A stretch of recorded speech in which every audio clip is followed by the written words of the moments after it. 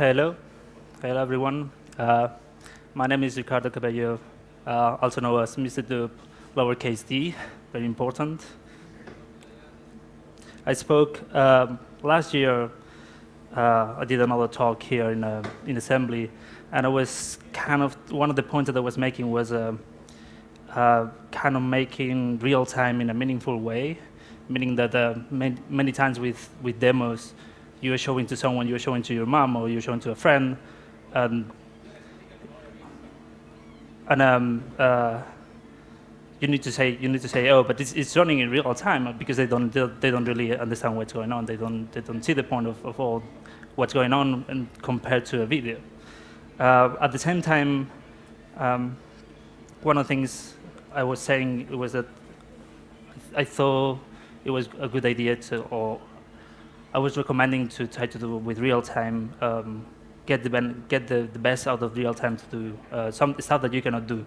Like with video, you cannot change it. Whenever you produce a video, the video is all the time the same. You cannot change it. But with real time, whenever you're doing a demo, you can make it random and you can make it different all the time that the people is seeing it.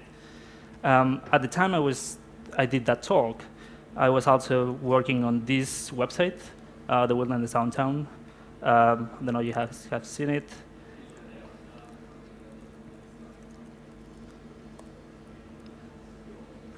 So I'm not gonna run it right now because it's personal. So the thing is, we used in this website it's very similar to a demo in a way, but we use the fact that it's real time to make the experience personalized for every person. So here you will say like, your address or where you live, and then the whole music video, which is in this case it was also a music video for the band Arcade Fire. It will be personalized for you, whichever address you put, which it ends up being very emotional because you see the guy running on your streets whenever you were a kid. If you haven't tried, I'll recommend it to try it. This project was also, so the thing is, it was an interactive film, and it was also a slash to promote HTML5. Back like last year, it was like HTML5 was starting to grow, and we needed to show the kind of stuff that you can do whenever you had some resources to do that kind of stuff. And I think this was kind of a good example for that. Right after we finished this one, WebGL was starting to grow, and we thought that it was a good idea to maybe doing a similar thing to this one, but with WebGL. So some years after that, some months after that, we started to work on another similar thing for this album for ROM, which is an album like just a normal album from Dungeon Mouse and Daniel Lupi, and also features the voices from Jack White and Nora Jones. And in this case, it was the same thing. It was like doing an interactive film or like a music video for a band, like a musician, and at the same time creating a piece that promotes like open technologies of like in this case WebGL. So we did this, which features already. Just on the homepage, you already have all those clouds, which is just a bunch of planes put together with the same sprite that creates this illusion of you are flying in the clouds. I'm gonna see. I have to warn, like I choose to use Linux, and that's a bit of a risk whenever you're doing any 3D because the drivers are not as good as in other platforms, and the memory it doesn't handle the memory too well, so it may crash. Well, I'll just put it to load. So the goal for this was, as I say, like promote the album and also showcase WebGL, but also like it was not just showcase, but we really wanted to make the developers use WebGL. So we open source the whole thing, and so everyone can look at the code and fork it if they want to do whichever version they want, or they can see exactly how those things are done. And also another thing, it was a little bit more personal for me, was that we wanted to make this using free tools like We didn't want, like now that we was like VC was saying before, like it was finally that we can create this kind of graphics on the web without any plugin. I think it will be a mistake if we will use something like Maya or like Unity or something like that to create all the assets for the website, because it will be like a fail. Like now you are free of those programs, but now, so in the end, we end up using Blender, and we end up setting up a pipeline. It was just exporting from Blender and some Python scripts, and then just being able to show all this stuff, or being able to play it on WebGL. So I'm going to show it now. Hopefully it won't crash.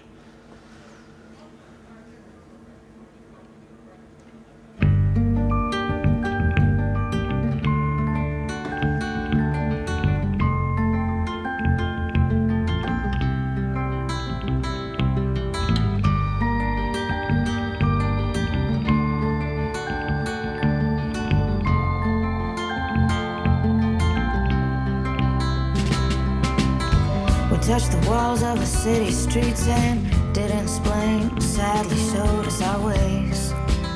I've never asked him why.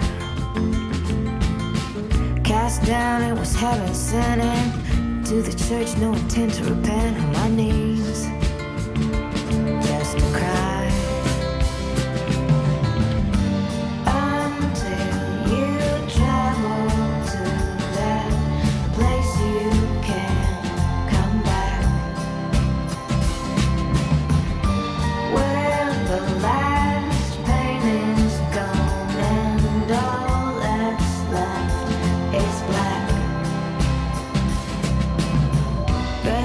he's coming to me, and someday they'll punish my deeds and they'll find all the crimes. But then they ask when they're gonna see them. Then they're gonna ask to feel the ghosts, the walls, the dreams. Well, I've got mine. At last, those coming came, and they never looked back.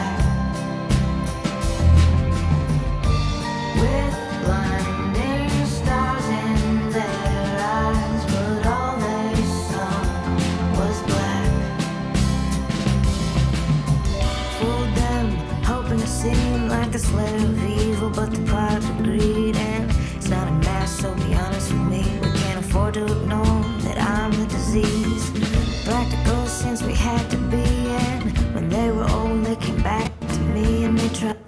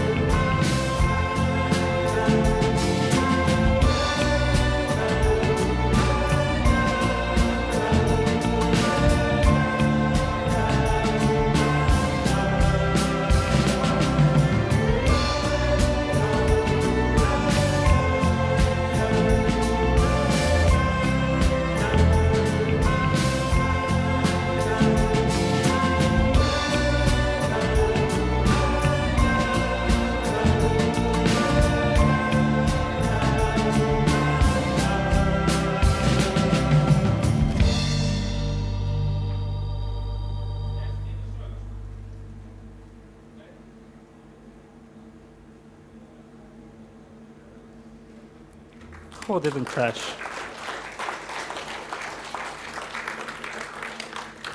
So once you reach this part, you can continue exploring those worlds, because we always found it was a little bit frustrating that at the end you can fly, but then at the end the music ends. So at the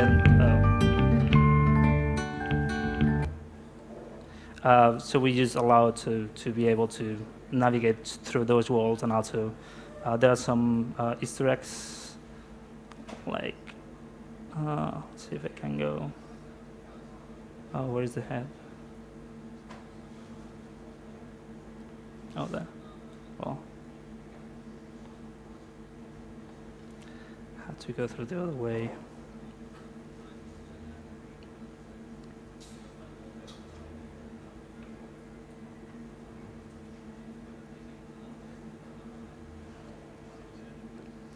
So from those mouths, you can from the monster, you can change worlds. So you can also play with what you were doing in each world. In this world, in the city, we call, or they call this the soup. So there is the light soup and the dark soup, the white soup and the black soup. So this is the white, which it means that you are, or it uses that you can create nature on stuff that is dead, in this case the city.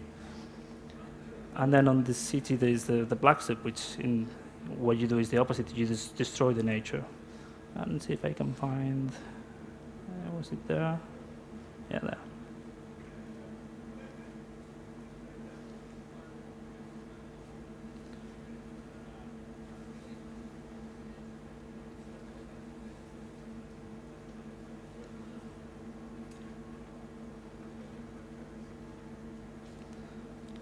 So in this one, what we do, we even destroy the objects that are in this world, and we can continue coming back, and we can see how everything stays, and you can continue breaking it and breaking it. I think that kind of shows the explore section. Then there is the add to the dream. This thing is a voxel editor. Like if the last part, the dunes part, is like a gallery of objects that people can do in the website. Like they can contribute with different kind of objects. So all that stuff is just user contributed. We didn't really create any of those. And on this, with this tool, you can more or less, you can kind of build some stuff. It takes a kind of a bit of time, but it had some nice features, like the symmetry and like being able to use bigger blocks and stuff like that. And with this tool, people have done some really neat objects so far.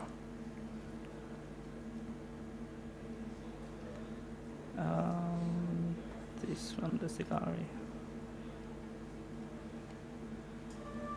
Because it's voxels, it's a little bit pixelated kind of thing. Like it's kind of games, old school games.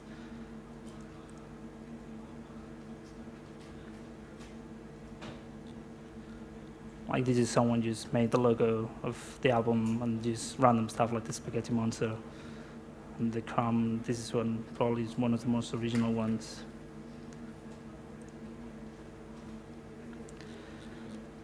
So as I was saying, I think we open source the whole project so people can see all this stuff, and also there is this. So on this tech page you can see many demos and many examples of these, and there is also this object viewer, which we've realized that everything happens so fast, so you cannot really see how nice the animals in the soup are. So here you can see how they morph and everything, and how like you can even they morph from one animal to another animal. Some of them they are groups. There's even this spider, which I think it was this one, yeah.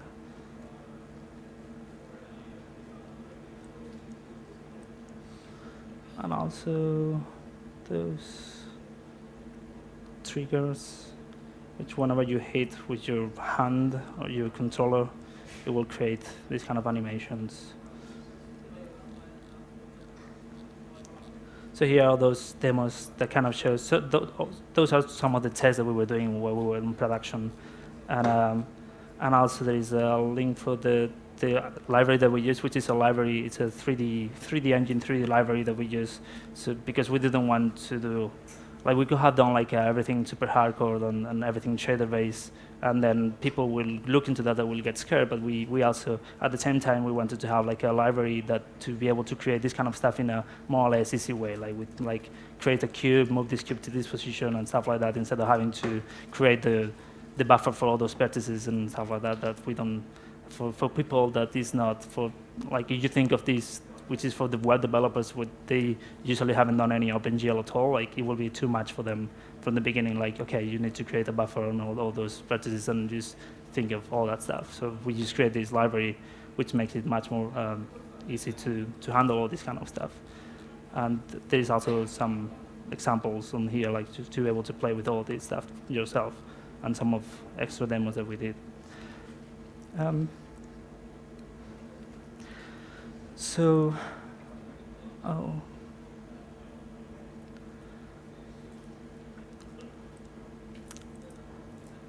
it's a little bit hard to believe, but this website also took all those companies to build. Like it was Radical Media, which is the company that represents the director, and more or less we're contacting some of the people, and then Anthony Shepard, this one, it's a guy that did the 2D animation and more or less the creative part of that, like he did some part of directing on those 2D animations too. And then Mirada was the guys that did the 3D animations and also gave really nice ideas about how to approach some of the technical issues. And they also did, in the end, the soup design and the soup behavior, like how it moves and how it feels. And in the end, they worked with North Kingdom also to define more or less how was the aesthetics. And North Kingdom did the development and the actual WebGL code, and with us at Google, and also did some of the tried to find the aesthetics for the world.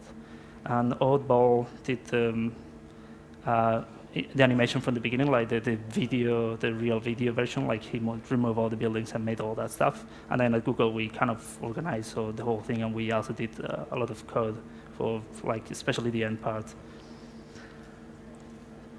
And what else? So I'm going to explain, or I'm going to show and go through some of the problems that we found, and some of the tests that we did, and some of the challenges, especially that we found by doing this interactive film. Especially the most challenge, or the most challenging thing was finding aesthetic that it will fit for this, because especially like what we didn't want it to have was a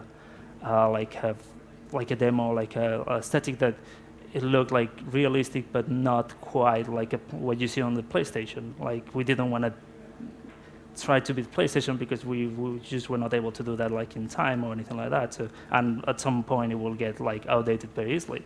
So like this is like one of the tests in the beginning. Like it was like time to, if we tried to go for this style, or we tried to go for a more like basic style like this, which it will create less problems, especially because if you go with a highly detailed version, then you need to create texture for that.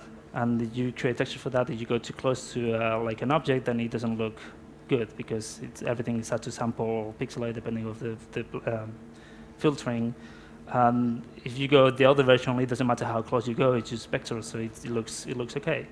And also, it compresses much better. Like, it's not that it compresses much better, but you don't have to download all those textures, which is something that you're doing a website after all, and you don't want the people to wait like 30 minutes to download the whole thing, like 100 megabytes or anything like that, to be able to see this. So we had to be very careful how to design like a aesthetic that it fit very well. And also we wanted to get like, if we wanted to go this way, like a very simple like a vector kind of way, we had to find a way to make that a benefit, like to highlight it, so that was the style that we wanted, that looked cool like that. So we did like some tests like this.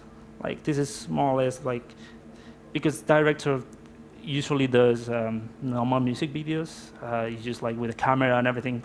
Getting into this is very difficult for him. Like in my case, it was kind of easy to understand all this, because my background is the demo scene, and I've done like a lot of all those like a lot of stuff, and I kind of imagine whenever someone says like vertex colors, anything like that, like I know how it looks. But for him, vertex colors means nothing. So we had to do like a lot of tests to more or less see where he wanted to go. And like in instance in this one, they were playing like with the tones, but also like having lines in the edges, which is also kind of a bit of a problem, which we didn't go in the end. But yeah, they did like, this is North Kingdom, they did many tests of how, like even just stuff like this is something that they need to try, or they want it darker, or like they look for like a feeling.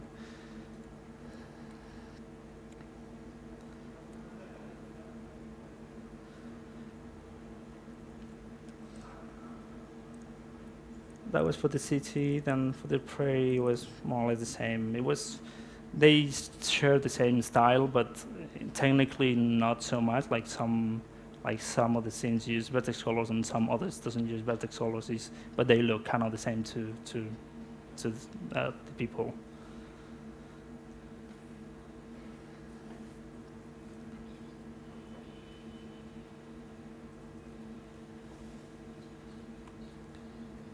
It was, in the end, it was more or less playing with the same parameters, a little bit, what about if we put those colors a little bit more contrast and things like that. And then for the dunes, you may guess that one of the inspirations, it was the game Journey for this section.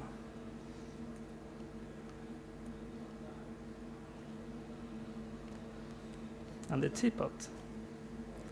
We didn't really know also how we knew that the dunes was going to be like a gallery, like a 3D gallery, but we didn't know how the objects were going to be, because we were playing with the voxels idea. We were also playing with matching cubes, or we also were thinking of kind of getting objects from don't remember the name, like a Google project that you can upload objects and download in Collada format.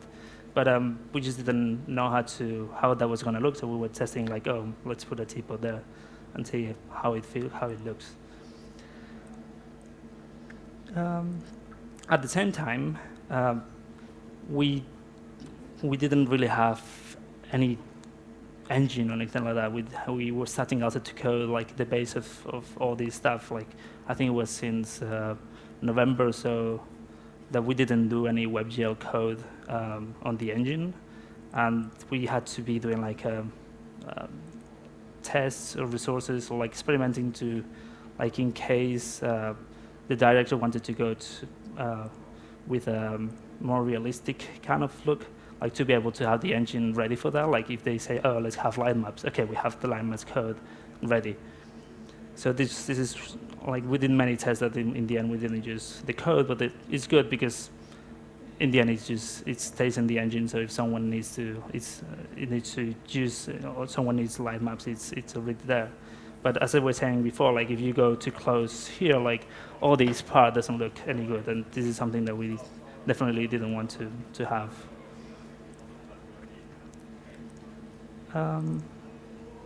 So all those images look very pretty and everything, but this is what we had. We just had like a couple of cubes, and at least we were able to know which object was under the mouse, which was quite an achievement, like compare of what they have. So we did like those mock-ups for every, like kind of mock-ups, at least to get an idea how it was going to be for every section or every wall. Like there's those three walls. So this is supposed to be the prairie scene. And this one also for the dunes, which you can even walk a little bit and see some of the objects, I think, on the background, yeah.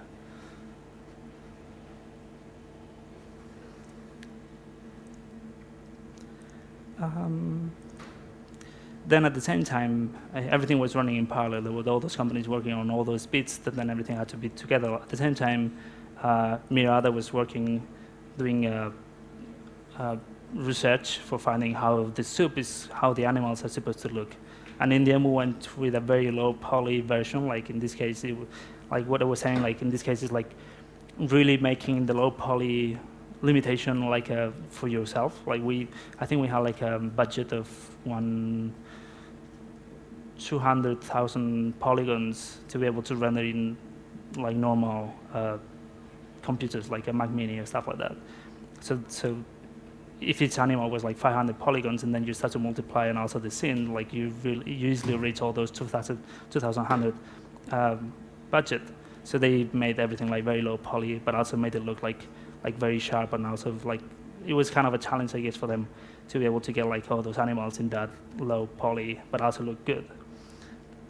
So this was just sketch, which has also is good, because usually these kind of companies, you go to them and you say the idea, and then they will start to like create a very really nice illustrations, but it's stuff that is not, it cannot be done in WebGL at all, and then it looks very pretty, but it just doesn't translate to what we can do on the web.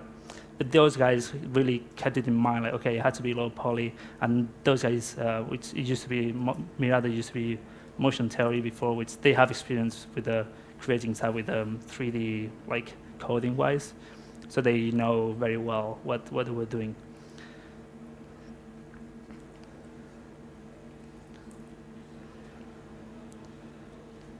Some of those really look really pretty.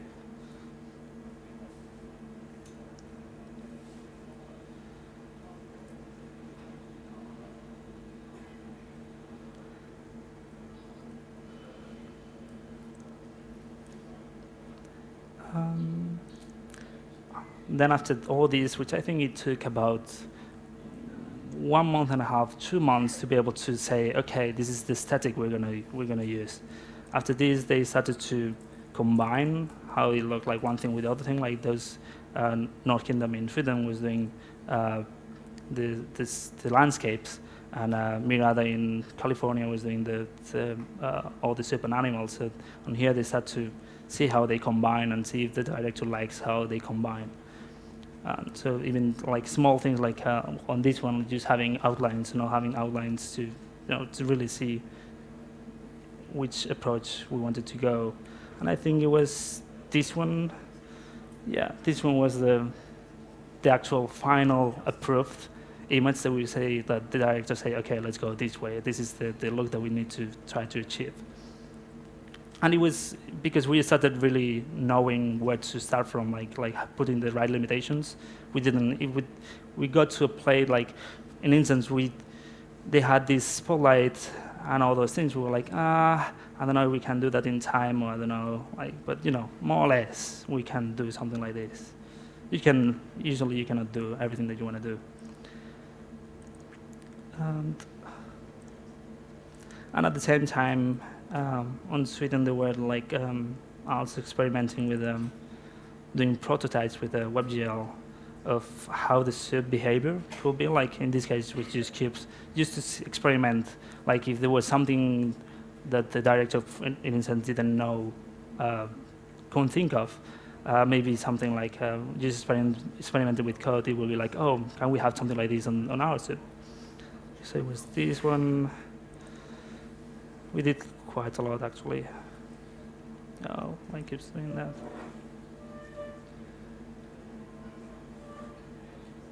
Things like that.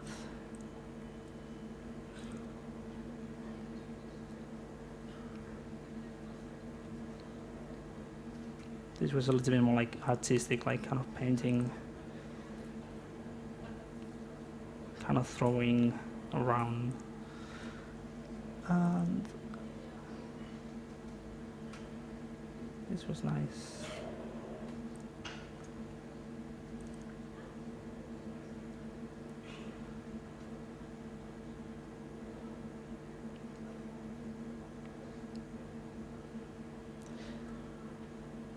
This was neat, but it was very hard to control. And this was also like really nice, but it was extremely slow. Because you're just throwing a lot of lines, which I think internally is like polygons. But, and then we put everything together, like even with ribbons. Why not? And these were which replace the cubes with some of the animals that we kind of got running, which at the time they were not really pretty. I think we also did some tests. Like there are some triggers that whenever you hit something, it does this kind of animation with the soup. But in the end, I didn't use any of this. So while after having all these more, the director of not the director, but like we decided to set up some target of, okay, we have this working, and more or less we have the design that we want to reach. Then the other guys did some more like interesting behaviors for the soup using Houdini. In their case, they were supposed to be doing this thing and using more or less what we found out with the code, which I don't think it was too much in the end. But it was just a good way, for them, they can do this thing in let's say a couple of days.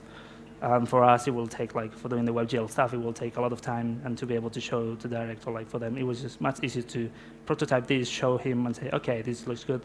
Let's see if what we can do in WebGL with that.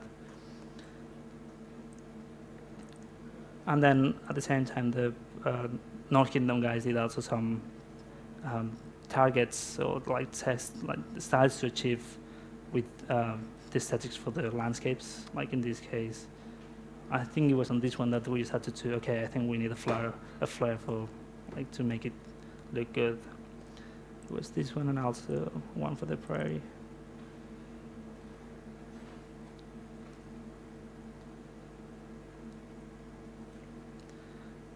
Which more or less, it came out quite close to this. Somehow we lost the train though.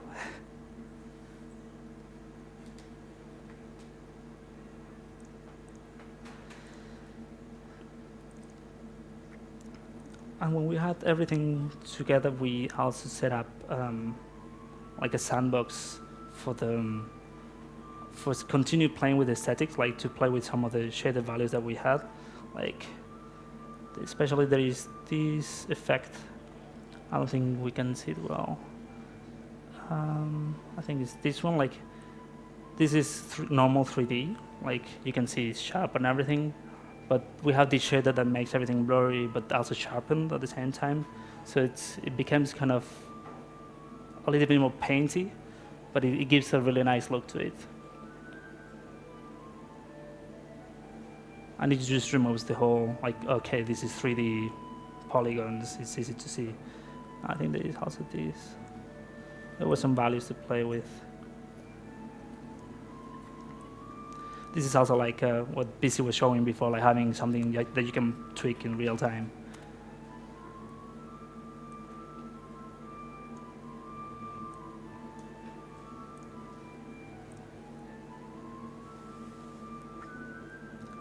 So more or less, this is the static side. It was, it took a while, but we found a kind of a good pipeline and a good result out of the whole experimentation and all the work.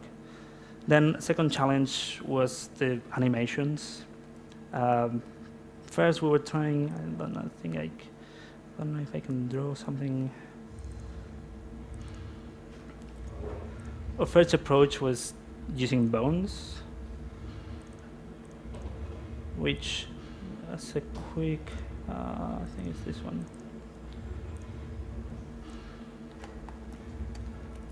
Which, in case someone doesn't know, you have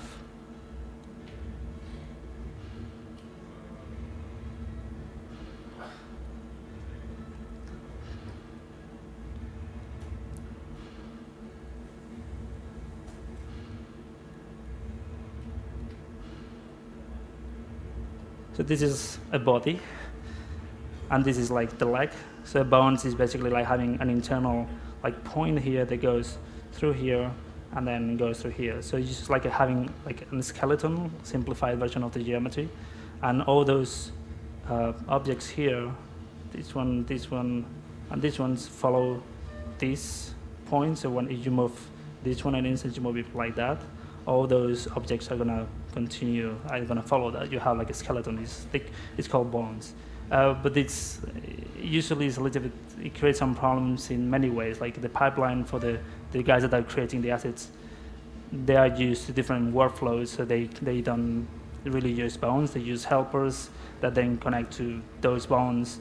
And also for us, we had like at the time we had like we can only handle something like 15 bones, something like that, and 3 vertex influences, something like that. I don't remember, but we kind of tried to do this approach first, and we managed to get. Oh, it's not this one.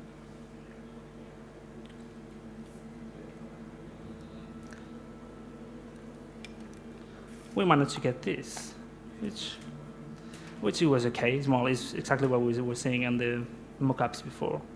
It was kind of working, but and I think it took like 2 weeks, something like that, to manage to get this working. But then it was working fine with the buffalo, more or less. But then when we tried with other animals, it wasn't working that well.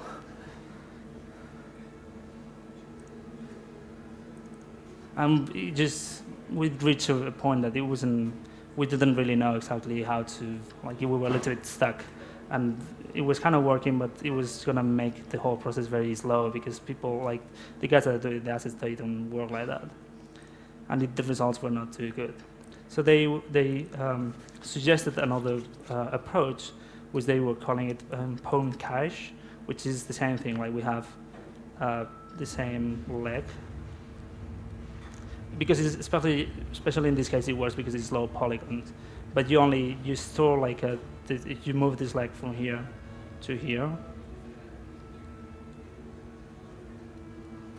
you only save the points on every frame. It's like 2D animation. You have one animation, like one frame, and then you know another frame, and it interpolates. Well, in 2D animation, you don't really interpolate, but if it's vector, you can interpolate from one point to another. And in this case, the same thing. You have the leg, and then you interpolate from one point to this point. So instead of having just one skeleton on the middle, you have like all those points stored like a 15 frames different animation. And the good thing of this is that the guys that are doing the assets, they don't have to think about any skeleton. They do whatever, they use whatever process they want. They can use any helpers, and then they kind of merge or they export 15 frames of data, which for us it was then you can compress easily, and because it was like low poly, it was okay. It was working fine, and it also allowed like some extra benefits.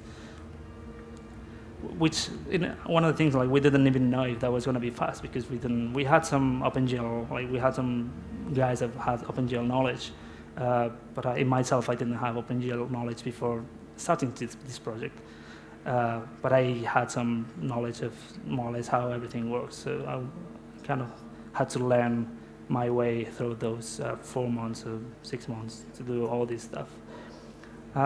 So in instance, we didn't know if this approach was going to be fast enough for WebGL to handle, and it turns out it was fast enough, to our surprise in a way. And it also allowed to morph between animals, because it was one of the things that the director wanted to do. Like, he wanted to, this soup was supposed to have animals that is supposed to morph like from like one rabbit to like a horse and stuff like that. Which at the beginning we're like, we'll see how it goes. But at this approach, it allowed to do these things, and especially because the guys that were doing the whole modeling were, okay, this is 500 polygons, but also we had to model those 4 animals at the same time because they share the same vertices position, so we know exactly that the mouth or the head is not the leg on the other animal. They had to control the whole. And whenever they had to add detail to one of the animals, they had to add the same detail to the rest, even if it's just another polygon that is just flat somewhere that you actually don't see. So this was working, and then this was with colors and even textures.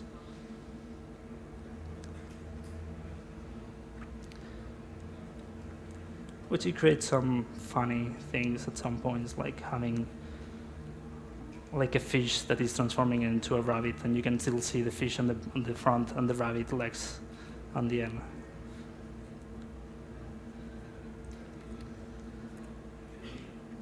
So that was the second main challenge, and then there was the last thing. Like there was. It was supposed to be WebGL showcase, but also there was those 2D sections in between the worlds, which since the beginning it was always a problem. Like, not only for bandwidth-wise, because how do we compress all those 2D animations, but also interactive-wise, because whenever you have 3D, you can move the camera around, it's fine. But whenever you have 2D, unless the guy that is on the 2D knows how to do some tricks, it's really hard to control because it's just 2D. You can only move the camera like that and things like that. So in the end, we did some panorama and things like that to be able to don't break the flow. But at the beginning, we were trying, okay, it's important that we find a way that we can compress this. So what about if we triangulate the whole thing and then animate those points? And it turns out it didn't work out because it was making too simple. It was simplifying the whole thing, and the artist didn't like it, that he was losing a lot of his stuff. It was getting lost on the translation. So it was in the beginning, was always the discussion between vectors or bitmaps. And then we did all the 3D stuff. And then that was sorted out, and then we're like, oh, wait, we still had to do the 2D stuff. And then the guy was working with this style. It was, okay, I think this style works with what the 3D is looking so far. And at this point, we're like, okay, how do we compress this?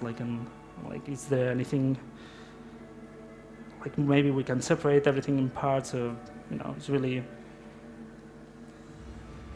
we were on a point that we're like, okay, we cannot do much with this 2D. Maybe we just had to do a video of the whole thing and call it a day, which still you cannot even move the mouse or interact with. So this, in instance, is how the animation, like how the guy works. Like he has many assets for every shot. So one of the ideas that we had was like, okay, maybe we can do an exporter from After Effects, so we can export and we can create planes with all those animations, so everything will be in 3D, and maybe we can do parallax and stuff. But then we saw this and we're like, well, maybe, we can try, but in the end it didn't work so well. We had, I think it was this. It just didn't work too well. It was okay, but then you had to have animations per animal, and in the end it was too much. Like it didn't really save. It was better just to have like an actual video of it. I don't think it's this one.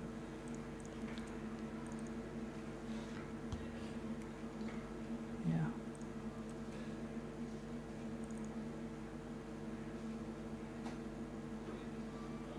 Another thing was the idea of having this kind of distortion on the top, so you have some more interactivity on top of it, which is just like a polygonizer shader.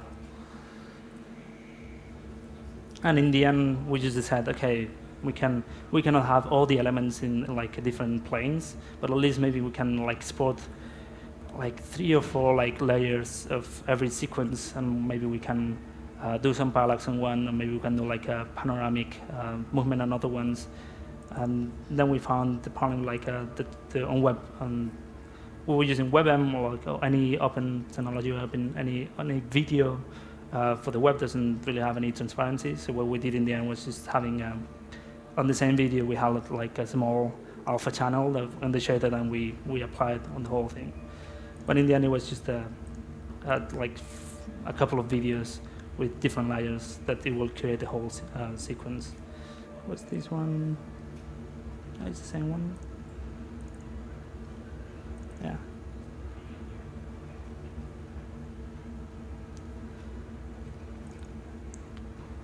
And that did the trick. It was also a problem because you don't want to. You have all the elements in different videos, like you have all those buffaloes, in instance. They are the same. You can share animations, but you cannot really afford like having and compressing videos all the time, like having 20 videos that are being uncompressed and then being sent into the graphics card and everything. It's just like too much CPU to use, or GPU. But in the end, we just, okay, with 3 or 4, we can uncompress them at decent resolutions and then just composite everything in WebGL. And that was the third main challenge that we found. And there are so many things and so many bits, but I think that was the most interesting ones that we could share. And that's it.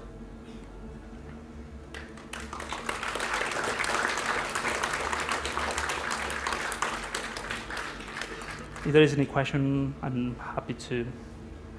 There's a microphone. I don't know if, or otherwise you can just. Oh, yeah, there's a guy here. What was your poly count per animal? Sorry, can you say it again? Poly count per animal. Per animal, 500.